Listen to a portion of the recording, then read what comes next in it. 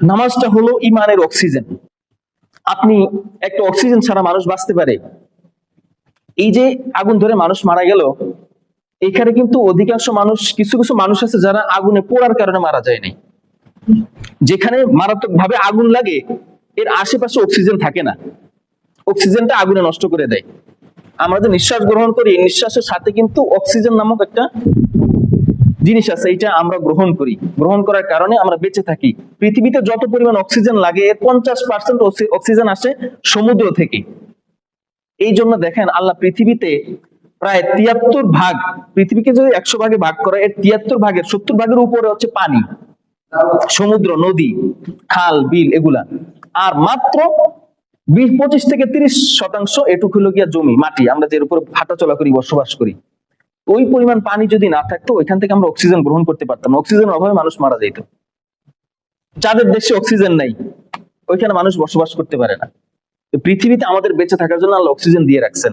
তো অক্সিজেন ছাড়া একটা মানুষ বাঁচতে পারে না। তো যারা ওইখানে মারা গেছে, বেশি অনেকে তো পুড়ে মারা গেছে, কিন্তু অধিকাংশ মানুষ আশেপাশে যারা ছিল অনেকেই তারা ওইখানে অক্সিজেনের অভাবে বেরো হতে পারে নাই, আর ওইখানে আগুনের কাছেও যাইতে পারে নাই। যার ফলে এমন একটা জায়গায় ছিল যেখানে অক্সিজেন ছিল না, অক্সিজেনের অভাবে নিঃশ্বাস বন্ধ হয়ে মারা গেছে।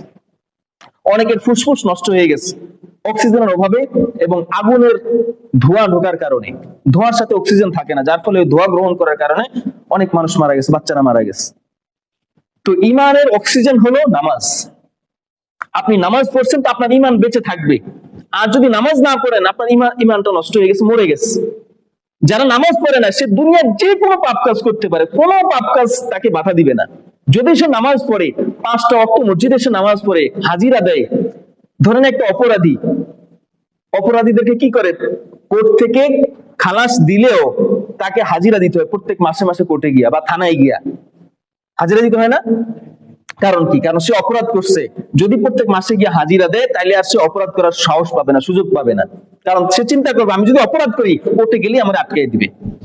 তো যারা অপরাধ করে তারা যদি মসজিদে এসে 5 ওয়াক্ত নামাজ পড়ে, তখন আল্লাহর ভয় তার মধ্যে কাজ করে যে আমাকে মসজিদে যাইতে হবে, নামাজ পড়তে হবে, আমি কোন মুখে গিয়ে দাঁড়াবো, এরকম একটা বিশ্বাস অটোমেটিক। যদি আপনাদের মনে হয় না যে আল্লাহ তো আমারে মারতেছে না, মসজিদে এলে মারবে না, ধরবে না, কিন্তু এরকম একটা বিশ্বাস পয়দা হয়ে যাবে, ভিতর থেকে চলে আসবে যে আমি মসজিদে যাইতে হবে, নামাজ পড়তে হবে, আমার নামাজ কবুল হবে না, এটা করলে নামাজ কবুল হবে না, এটা করলে নামাজ কবুল হবে না, সুতরাং এই কাজটা আমি করবো না।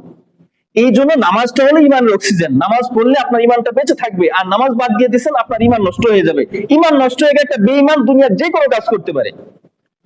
যার ইমান নাই, আল্লাহর সামনে দাঁড়াইতে হবে, আল্লাহ দেখা করতে হবে আল্লাহর সামনে, এই বিশ্বাস যার নাই, সে দুনিয়ার যে কোনো কাজ করতে পারে। সে মনে করে যে আমি যাই করি মরে গেলে মাটির সাথে মিশে যাব। সুতরাং তার আর ওই পরকালের ভয় থাকে না ইমান না থাকার কারণে। এই জন্য নামাজটা হলো একটা ইমানের, একজন মানুষের ইমানের অক্সিজেন। এই অক্সিজেন আপনি গ্রহণ করেন, নামাজ পড়েন, তো আপনার ইমান বেঁচে থাকবে, না হলে আপনার ইমান মরে যাবে।